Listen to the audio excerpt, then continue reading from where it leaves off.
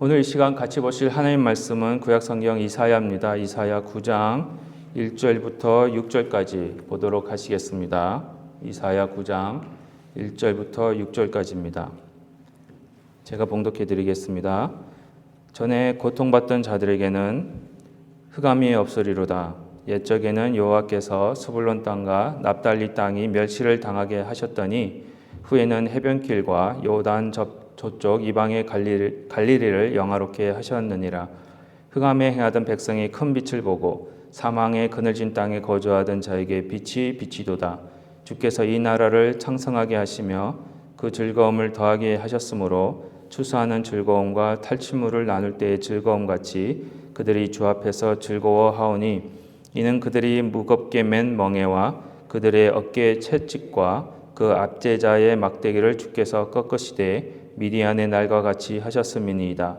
어지러이 싸우는 군인들의 신과 피 묻은 겉옷이 불의 섭같이 살라지리니 이는 한 아기가 우리에게 낳고 한 아들을 우리에게 주신 바 되었는데 그의 어깨에는 정사를 메었고 그의 이름은 기묘자라 모사라 정능하신 하나님이라 영존하시는 아버지라 평강의 왕이라 할 것임이라. 아멘.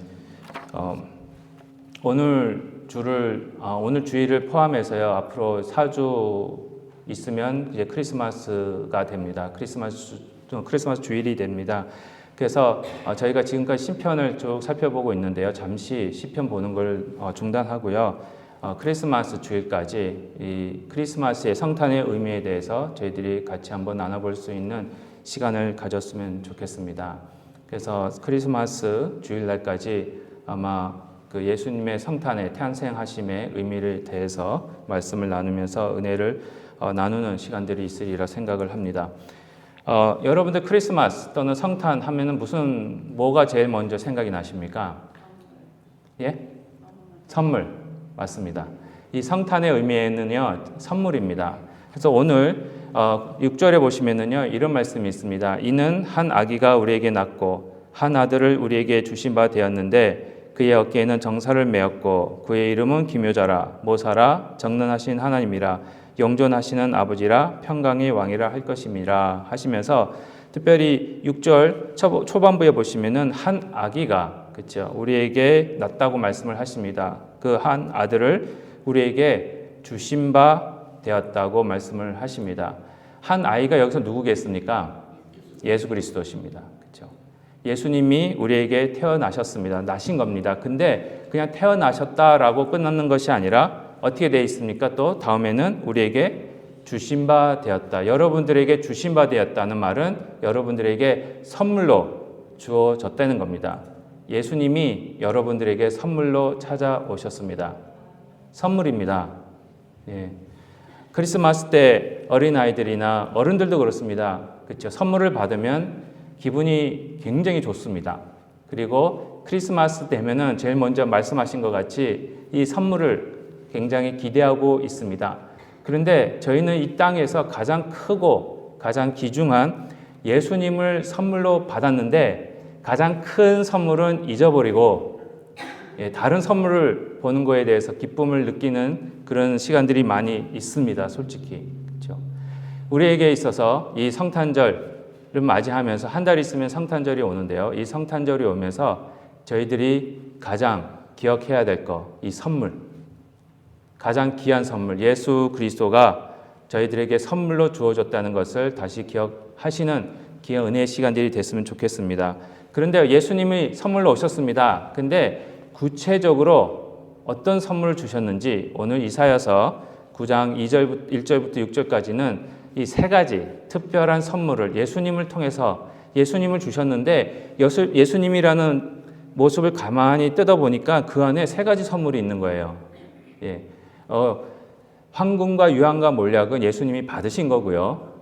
저희가 황금과 유황과 몰약을 받은 게 아니고 여기서 이사야서 9장에서 주시는 이제 세 가지 선물이 있습니다. 그게 뭐냐면 빛과 기쁨과 승리입니다. 그래서 오늘 첫 번째 선물, 예수님이 저희들에게 주시는, 여러분들에게 주시는 이 성탄절 날 주시는 첫 번째 선물은 이 빛입니다. 오늘 말씀 2절에 보시면은요, 흑암에 행하던 백성이 큰 빛을 보고 사망의 그늘진 땅에 거주하던 자에게 빛이 비치도다. 흑암에 행하던 백성에게 또 사망의 그늘진 땅에 살고 있던 자들에게 빛이 비춰지기 시작합니다. 빛이 선물로 주어진 겁니다. 흑암에 살던 자들은요, 사망의 그늘에 살고 있던 자들은 그 빛을 만들어낼 수가 없습니다. 이 빛은요, 바깥에서 들어오는 수밖에 없습니다. 그 빛은 주어지는 거고요, 공짜로 은혜로 주어지는 겁니다. 공짜라고 해서 값이 싼 건 아닙니다. 왜 예수님이 이 선물로 오셨는지 아십니까? 왜 구원이, 빛이 하나님께서 공짜로 주시는지 아십니까? 너무 비싸서 우리가 지불할 수 있는 그런 돈도 없고 지불할 수 있는, 살 수 있는 그런 어떤 노력도 없고 그런 능력도 없기 때문에 하나님이 거저 주시는 겁니다. 그래서 그게 은혜라는 거예요. 이 빛이 선물로 오셨습니다. 특별히 마태복음 4장 16절과 17절의 말씀에 보시면 이런 말씀이 있습니다. 흑암에 앉은 백성이 큰 빛을 보았고 사망의 땅과 그늘에 앉은 자들에게 빛이 비치었도다 하였느니라. 이때부터 예수께서 비로소 전파하여 이르시되 회개하라 천국이 가까이 왔느니라 하시더라. 이 마태복음 4장에서요. 마태는요. 예수님이 행하시는 모습을 보고 이사야서 9장 2절 말씀을 인용하고 있는 겁니다. 그래서 마태복음 이사야서 9장 2절 말씀이 이 마태복음 4장 16절 말씀에 나타나고 있는 거예요. 그러니까 마태가 보기에는 예수님이 이사야서 9장에서 약속되어진 언약으로 맺어진 그 선물이 바로 예수 그리스도이심을 보여주고 있습니다. 여기서 예수님이 빛으로 다니시는데 뭐가 선포가 됩니까? 복음이 선포가 됩니다. 이 복음의 구체적인 내용은 뭡니까? 천국입니다. 회개하라. 천국이 가까이 왔다. 살 길이 열린 겁니다. 흑암에 있던 자들에게, 비로소 죽을 수밖에 없는 자들에게 가장 큰 기쁨과 선물은요, 살 길입니다.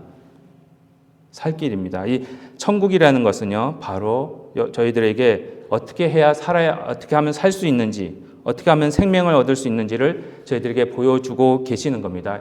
이 빛의 특징을 특별히 세 가지로 저희들이 생각할 수 있습니다. 그렇죠? 빛은 뭡니까?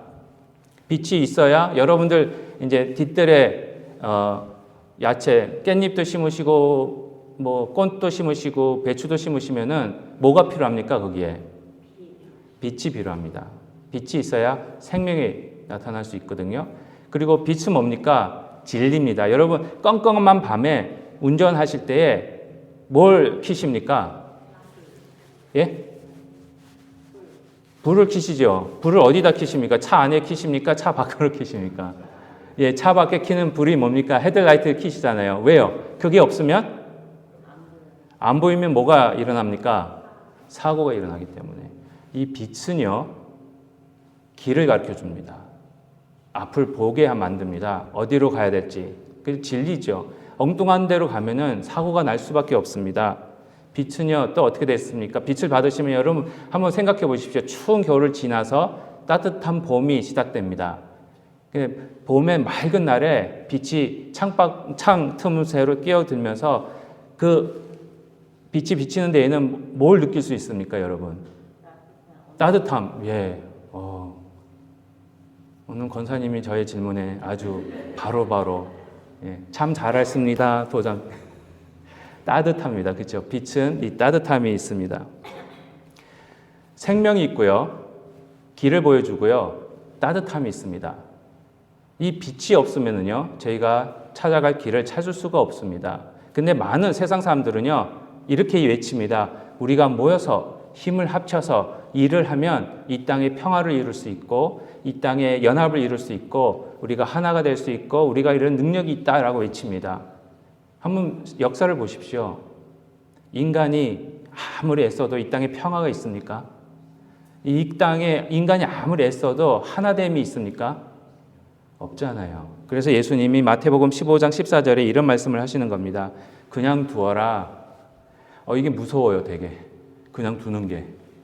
저희는 소경이 되어 소경을 인도하는 자로다. 만일 소경이 소경을 인도하면 둘이 다 구덩이에 빠지리라 하신대. 빛이 없는데 빛을 안 가진 사람이 빛을 안 가진 사람하고 같이 손에 손을 잡고 우리는 하나다 이러면서 나아가 봐야 어디에 빠진다는 겁니까? 구동에 빠진다는 거예요. 그래서 빛이 필요하다는 겁니다. 또 빛은 따뜻함입니다. 여러분들 지금 겨울입니다. 그렇죠? 저희 뒷뜰에 조금만입니다. 뭐 크지도 않습니다. 이제 나무도 심어져 있고 뭐 있는데 봄이랑 여름이랑 가을까지는 그렇게 뭐 잡초들이 많이 나와요. 너무너무 속상해가지고 뽑아도 나오고 마치 내 모습을 보는 것 같이 나의 제대 모습을 보는 것 같이 회개해도 또 짓고 회개해도 또 짓고 자꾸 뭐 그런 모습이 있는 거예요. 근데 지금은요 잡초가 하나도 없습니다. 너무 감사한 거예요. 근데 왜 없는지 아십니까? 예? 겨울이라서. 겨울인데 왜 잡초가 안 나오죠? 추워서. 추우면 생명이 나올 수가 없습니다. 빛이 있으면 지금 빛은 있는데 추워요. 따뜻함이 없는 거예요. 근데 겨울이 왜 빛은 있는데 따뜻함이 없습니까? 혹시 아세요? 이게 지구가 이렇게 기울어져 있는데 이게 돌다가 태양에서부터 멀어지면 그게 겨울이에요. 제일 가까울 때가 여름이고. 혹시 초등학교 때 다 배우셨을 텐데. 그렇잖아요. 그렇죠? 이게 지구가 돌면서 이제 기울어져 있으니까 이게 돌다가 이제 태양하고 제일 가까워지면 가까워질수록 이제 봄, 여름이 되고요. 그러니까 제일 가까울 때가 어떻습니까? 제일 따뜻할 때예요. 근데 멀어지면 멀어질수록 어떻게 해요? 따뜻함이 없어지는 겁니다. 그러면 생명도 없어지고요. 마음이 얼어버리게 됩니다. 태양이 여기서 빛의 근원입니다. 그렇죠? 누구겠습니까? 예수 그리스도. 저희가 예수님한테 가까이 가면 갈수록 저희가 뭘 느끼는지 아십니까? 따뜻함, 생명. 나도 따뜻해지고 남한테도 따뜻함을 느껴주고. 근데 제가 만약에 예수님으로부터 멀어지면 멀어질수록 어떻게 됩니까? 되게 차가운 사람으로 변해요. 나도 차갑고 다른 사람도 나한테서 차가움을 느끼고. 그러니까 열매가 맺히지가 않는 겁니다. 우리 예수님은 그런 저희들에게 다가오셔서 계속해서 빛을 주십니다. 예수님한테 더 가까이 오라고. 그게 선물입니다. 우리가 예수님한테 더 가까이 갈 때에 따뜻함, 그렇죠? 열매를 맺힐 수 있고요. 나도 따뜻함을 느끼고 남도 따뜻함을 느끼게 해줄 수 있고, 그렇죠? 만약에 저한테서 차가움이 느껴지시면 기도해 주십시오. 저 인간 예수님께 가까이 갈 수 있도록 우리 현성환이라는 이 인간을 살려주십시오. 여러분이 기도하시는데 누가 듣겠습니까? 그렇게 기도하십시오. 저 현성환 인간, 저 예수님 너무너무 차가워지고 있습니다. 아무래도 제가 보기에는 예수님한테서 멀어지는 것 같아요. 제발 가깝게 해주십시오. 예. 그래야 저희들이 열매를 맺힐 수 있고 더 따뜻해질 수 있고 그 다음에 진리를. 그래서 저희가 성경에서 이런 말씀이 있지 않습니까? 그렇죠? 보시면은 마태복음 5장 14절에 보시면은 이런 말씀이 있습니다. 너희는 세상에 뭐라고요? 빛이라. 산 위에 있는 동네가 숨기지 못할 것이요. 교회가 이 빛을 가지고 있습니다. 세상은 빛이 없습니다. 세상은 아무리 잘해보려고 애를 써도 계속 정쟁이 일어나고요. 아무리 잘해보려고 애를 써도 자꾸 갈라지고요. 아무리 잘해보려고 했어도 끼리끼리 모여요. 저희 교회는 끼리끼리 안 모였으면 좋겠어요. 제발. 그런 거 없었으면 좋겠어요. 너무너무 그건 빛이 아닙니다. 그렇죠? 근데 세상 사람들은 거기에 빛이 없기 때문에 익숙하지만 우리 예수 그리스도의 선물은 빛은 뭡니까? 하나 되게 하시고 따뜻하게 하시고 생명 있게 하시고 갈 길을 보여주십니다. 갈 길을 밝히 보여주시니 그렇죠? 항상 기뻐할 수밖에 없는 거죠. 그게 선물이라는 겁니다. 두 번째 선물은요. 기쁨입니다. 그렇죠? 첫 번째 선물이 빛이라면 두 번째 선물은 기쁨인데 오늘 말씀 3절에 보시면 이런 말씀이 있습니다. 주께서 이 나라를 창성하게 하시며 그 즐거움을 더하게 하셨으므로 추수하는 즐거움과 탈취물을 나눌 때의 즐거움같이 그들이 주 앞에서 즐거워하오니.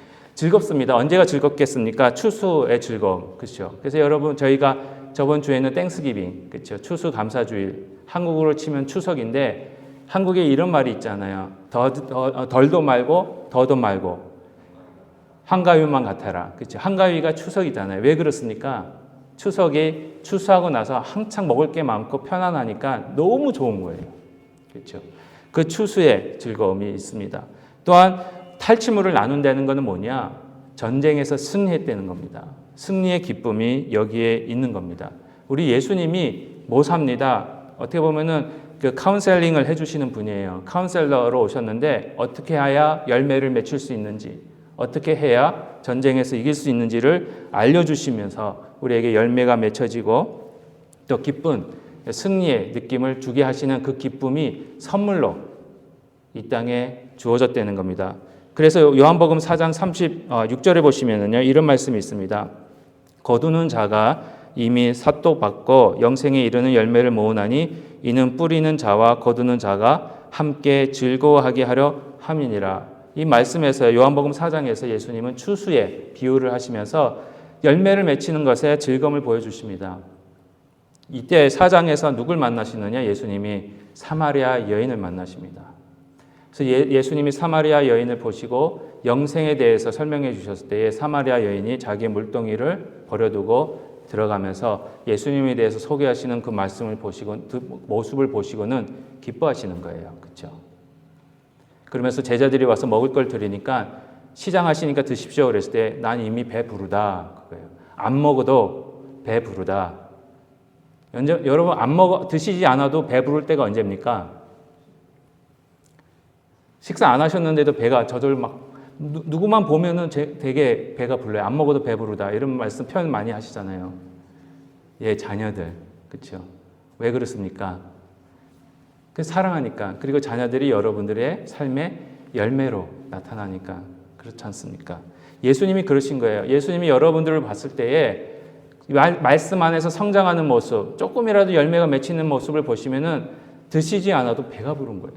너무 좋은 거예요. 그 기쁨을 선물로 주시는 겁니다.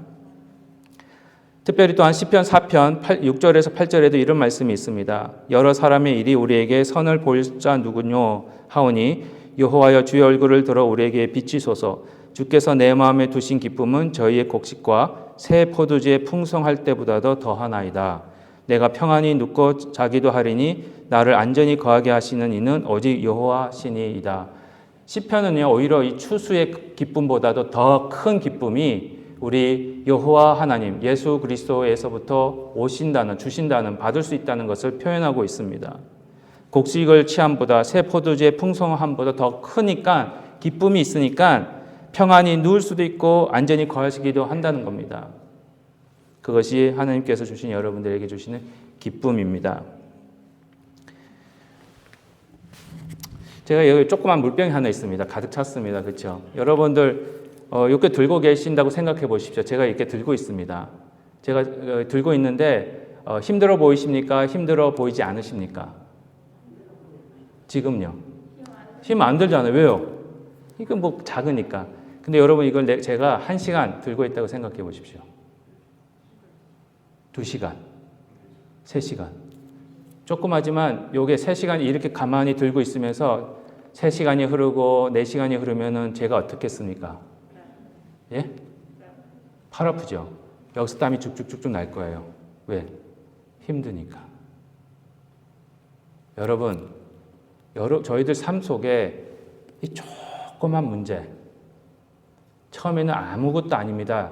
그렇죠? 조그만 어려운 거, 조그만 근심, 이런 게 있을 수 있습니다. 근데 우리가 핸들할 수 있어요. 그러니까 이렇게 다 이거 정도야 뭐 하고 갖고 계신다면 순간적으로는 어려움이 없습니다. 힘들지 않습니다. 기쁨이 없어지지 않습니다. 근데 그게 하루, 이틀, 일주일, 1년 그거 계속 갖고 계시면 어떤 줄 아십니까? 여러분들의 삶이, 기쁨이 사라지고 엉망이 됩니다. 예수님이 주신 기쁨은요, 이것마저도 예수님이 갖고 가길 원하시는 거예요. 여러분들이 이 정도는 내가 핸들할 수 있겠지. 내가 이렇게 해결할 수 있겠지. 예수님한테 부탁 안 해도 되겠지. 예수님이 주시는 기쁨은요, 예수님이 주시는 그 은혜는요, 이거마저도 저희들이 예수님 앞에 내려놓는 겁니다. 예수님이 그래서 그런 선물을 주신 거예요. 그래서 카운셀러, 상담한다. 뭐 얘기하자. 괜찮습니다, 예수님. 이 정도는 제가 들고 다닐 수 있습니다. 아니야, 나한테 맡겨. 너 이거 2시간, 한 1년 있어 봐봐. 너 힘들다. 근데 괜찮습니다. 1년 정도 이거 감당할 수 있습니다. 후회하십니다, 여러분. 예수님이 선물을 주시러 오셨는데, 이거 대신에 기쁨을 주시러 오셨는데, 이거를 잡고 있으면은 그 선물을 누릴 수가 없어요. 이 성탄절에는 예수님이 주시는 이 기쁨, 조그마하지만 여러분 모르겠습니다. 여러분 삶 속에 어떤 이 아무렇지도 않은 그런 어떤 근심이나 걱정이나 어려움이나 어떤 문제들이 계시는지는 모르겠습니다. 저는 개인적으로. 그러나 예수님은 그거마저 가져가시고 그 빈자리에 기쁨으로 채우시기 위해서 예수님이 오셨고요. 하나님이 예수님을 여러분들에게 선물로 주신 겁니다. 그 기쁨의 선물을 누리셔야 돼요. 누리시는 성탄이 되시기 바랍니다. 마지막입니다. 마지막 선물은요, 승리입니다. 승리와 자유입니다. 오늘 본문 말씀 4절과 5절에 보시면 이런 말씀이 있습니다. 이는 그들이 무겁게 맨 멍에와 그들의 어깨의 채찍과 그 압제자의 막대기를 주께서 꺾으시되 미디안의 날과 같이 하셨음이니이다. 어지러이 싸우는 군인들의 신과 피 묻는 겉옷이 불의 섭같이 살라지리니. 이 이사야서는요, 누구한테 맨 처음 갔냐 하면은 바벨론, 아시리아 포로 생활, 그다음 바벨론은 포로 생활할 남유다. 아직 이사야는요, 남유다가 멸망하기 전에 선지자입니다. 그래서 아시리아가 아시리아가 북이스라엘을 멸망시키는 그 예언을 하고 그 시대에 살고 있었던 사람인데, 그분이 그 멸망하는 북이스라엘을 멸망하는, 그리고 포로로 잡혀가는 사람들, 이스라엘 백성들을 향해서 또 앞으로 포로로 잡혀갈 바벨론으로의 포로로 잡혀갈 남유다 이스라엘 백성들을 향해서 하신 말씀이 이 말씀입니다. 그런데 너희들이 비록 지금은 포로 생활을 하고 앞으로 포로 생활을 할 거지만은 그런 포로라는 그 무거운 멍에와 어깨에 채찍, 노예잖아요. 채찍과 압제자의 막대기를 하나님께서 주께서 꺾으시리라. 그게 선물입니다. 승리입니다. 승리하시겠다는 겁니다. 그래서 불가능한 그런 일이지만 그러나 가능하게 하셔서 진정된 진실로 기쁨과 평안과 자유를 주는 그러한 승리가 있게 하겠다라고 말씀하시는 것이 오늘 본문의 말씀입니다. 예수님께서 새로운 자유를 저희들에게, 여러분들에게 주시기 위해서 이 땅에 오셨습니다. 세상에는요, 아무리 저희들이 잘 산다고 해도, 행복한다고 해도 멍해가 다 있을 수밖에 없습니다. 그렇죠? 여러분들 제 일 하고 나시면 지금까지 쭉 살아다 보시면은 어느 쪽이 제일, 몸에서 어느 쪽이 제일 지금 힘드십니까? 어느 쪽에 제일 근육이 많이 뭉치는 느낌을 가지세요? 예? 발, 다리, 그렇죠? 다리도 많이 뭉치고, 또 컴퓨터 막 많이 하시고 책상에서 공부하는 학생이나 책상에서 일하는 직장인들 보면 어디가 제일 많이 뭉칩니까? 어깨, 그렇죠? 예. 멍에를 어디다 맵니까? 어깨에다 매잖아요. 예. 어쩔 수 없어요. 다 멍해입니다. 저희들의 근육이 뭉칠 수밖에 없어요. 뭐 노동도 안 했는데 하루 일과 아침에 일어나서 하루 종일 하고 나면은 자리에 누우실 때 어떤 느낌을 받으십니까? 온몸이 다 피곤하고 노동한 느낌. 그렇죠? 어떤 때는 두들겨 맞은 느낌. 그런 거 느끼지 않으세요? 몸살 올 때, 뭐 이럴 때. 뭐 그 한 것도 없는데. 마태복음 11장 28절에서 30절입니다. 우리 예수님은요, 선물로 저희들에게 이 멍에를 맡기시는 역할을 합니다. 수고하고 무거운 짐진 자들아, 다 내게로 오라. 내가 너희를 쉬게 하리라. 나는 마음이 온유하고 겸손하니 나의 멍에를 메고 내게 배우라. 그러면 너희 마음이 쉼을 얻으리니. 예수님이 이 땅에 오셔서 우리 세상에 주는 멍에를 베끼시는 그런 일을 하셨습니다. 그리고는 예수님이 당신의 멍에를 메라 하십니다. 가만히 생각해 보시면은요, 이 역사적인 배경을 모르시면은 뭐 다른 멍에를 매기 위해서 지금 내가 가지고 있는 멍에를 벗으라는 얘기인가? 그렇게 생각하실 수 있어요. 근데요, 세상의 멍에는요, 나 혼자 매는 겁니다. 근데요, 예수님이 주신 멍에는 같이 메어 주시는 거예요.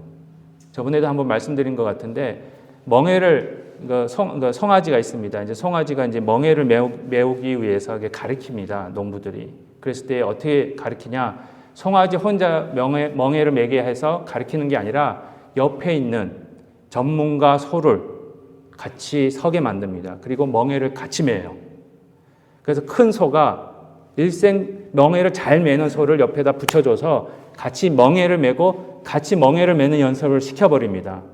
근데 그럼 솔직히 그 멍에는 누가 메고 가는 겁니까? 옆에 있는 소가 메고 가는 거예요. 그게 예수님이 주시는 멍에예요. 예수님이 우리 옆에 계셔서 우리의 멍에를 다 가지고 가셔서 같이 가자. 그게 선물이라는 거예요. 근데 예수님 기다리십시오. 제가 혼자 다 메고 가겠습니다. 그거는 선물을 주시는 그 기쁨을, 승리를, 자유를 만끽할 수가 없는 겁니다. 그렇죠? 우리 예수님이 주시는 멍에는 가볍습니다. 왜? 같이 메어주고 가시기 때문에 그렇습니다. 그래서 계속해서 요한복음 16장 33절에 이런 말씀이 있습니다. 이것을 너희에게 이름은 너희로 내 안에서 평안을 누리게 하려 함이라. 세상에서는 너희가 환난을 당하나 담대하라. 내가 세상을 이겨노라 하시니라. 멍에는요, 세상의 멍에는 힘들게 만듭니다. 그렇죠? 세상에 살다 보면은 여러분 어떻습니까? 손을 쥐고 있는 게 더 많이 가르칩니까? 손을 피는 걸 더 많이 가르칩니까? 세상은 쥐는 거. 그렇죠? 어떻게 하면은 모으고, 어떻게 하면은 성취하고, 어떻게 하면은 잡고, 그렇죠? 여러분 손을 피는 게 편하세요? 쥐고 있는 게 편하세요? 한번 쥐어보세요 지금. 손을 피고 계시는 게 편하세요? 쥐고 계시는 게 편하세요? 피는 게 편하시죠? 왜요? 근데 왜 자꾸 쥐려고 그러세요? 이 힘든 일을 왜 이렇게 자꾸 하시려고 그러세요? 예. 편하면 편한 대로 그걸 선택하시. 하느님이 예수님이 선물로 주셨는데, 아프리카에 어느 종족이 원숭이 고기를 좋아하는 종족이 있습니다. 여러분 들어보신 분도 계실 거예요. 그 원숭이를 잡는 방법. 야자, 그 아프리카에 이제 야자 열매가 있습니다. 거기에 조그만 구멍을 뚫어 놓습니다. 그리고 원숭이들이 쌀을 좋아한대요. 그러니까 불린 쌀을 그 안에 넣고 있으면 원숭이들이 왔다 갔다 하다가 안에 쌀이 있으니까 어떻게 해요? 손을 집어넣습니다. 꺼내려고. 근데 단순히 손을 피고 있을 때만 이렇게 구멍이 크기가 손 피고 있을 때만 이제 단순히 들어갈 수 있어요. 그 딱 잡고는 빼려니까 빠지겠습니까? 안 빠지는 거예요. 이렇게 잡는데요.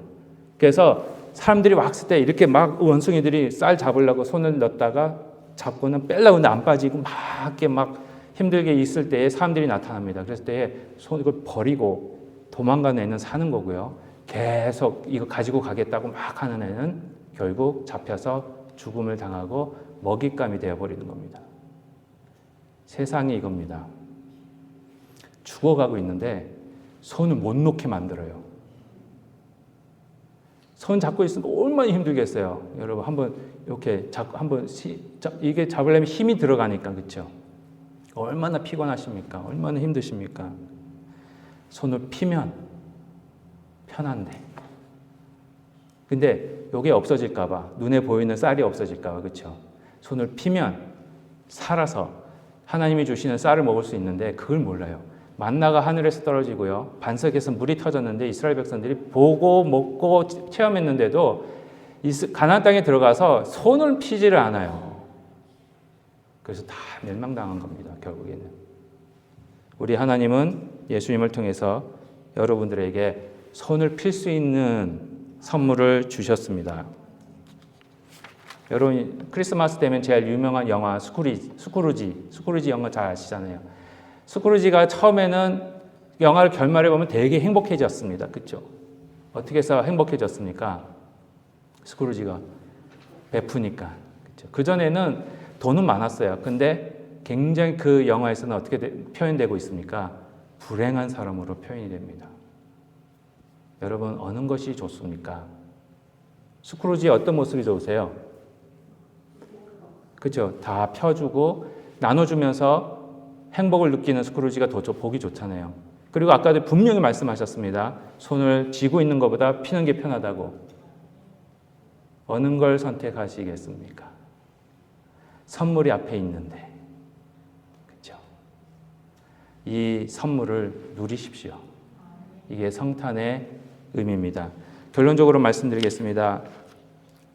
성탄의 가장 중요한 선물은요, 빛과 기쁨과 그 다음에 승리와 자유입니다. 그렇죠? 근데 제가 결론적으로 말씀드리면서 그림을 사진을 올려드렸습니다. 첫 번째 사진 보십시오. 잘 모르시겠지만 이게 뭐냐면 항아리 안에 투명한 어항 같은 데에 돌멩이가 들어가 있는 겁니다. 예, 돌멩이 같이 안 생겼는데 더 좋은 제가 사진을 못 찾겠더라고요. 그래서 돌멩이가 들어갔습니다. 여러분 돌멩이 딱 들어갔는데 그 항아리를 딱 보셨을 때 항아리가 가득 찼다고 생각되십니까? 아니죠. 다음 잘 안 보이실 수 있는데 그 옆쪽으로 조그만 돌들이 들어가 있는 겁니다. 그러면 더 조그만 돌들을 넣습니다. 여전히 보셨을 때 여러분 항아리가 차 있습니까?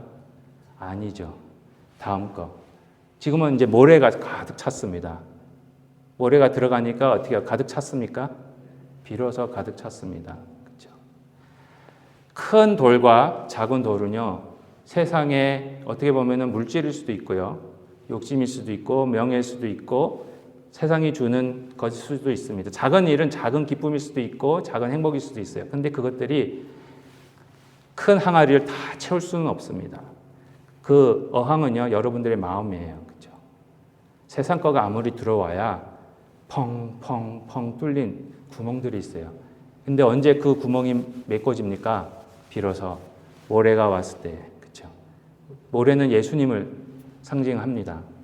예수님이 오셨을 때 가득 채워지는 그런 일을 합니다. 그런데 문제는요, 이렇게 되면은 거의 모든 예수 믿는 분들이 이렇게 사세요. 예수님으로 채워지긴 채워져요. 근데 뭐가 중앙에 있으니까 세상의 욕심, 세상의 물질, 세상에 어떤 게 아직 있으면서 그것도 가지고 있으면서 예수님으로 채우길 원해요. 이래 되면은요, 온전할 수가 없습니다. 거꾸로 생각해 보십시오. 먼저 왜 그렇게 됐냐? 돌부터 채웠기 때문에 그래요. 세상 것부터 채우고 예수님을 채웠기 때문에 아무리 예수님이 채워지는 것 같지만 우리의 삶이 세상적으로 계속 살고 있는 겁니다. 근데 만약에 이 어항에다가 모래를 먼저 가득 채웠다고 생각해 보십시오. 그러면 가득 차잖아요. 그럼 돌멩이나 작은 돌멩이가 들어갈 수 있습니까? 없습니까? 못 들어가요.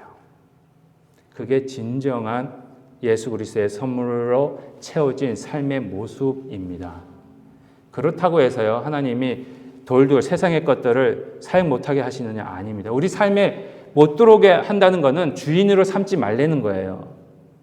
이 모습은 아직 돌들이 주인이에요. 그리고 필요한 곳만 예수님이 계시는 겁니다.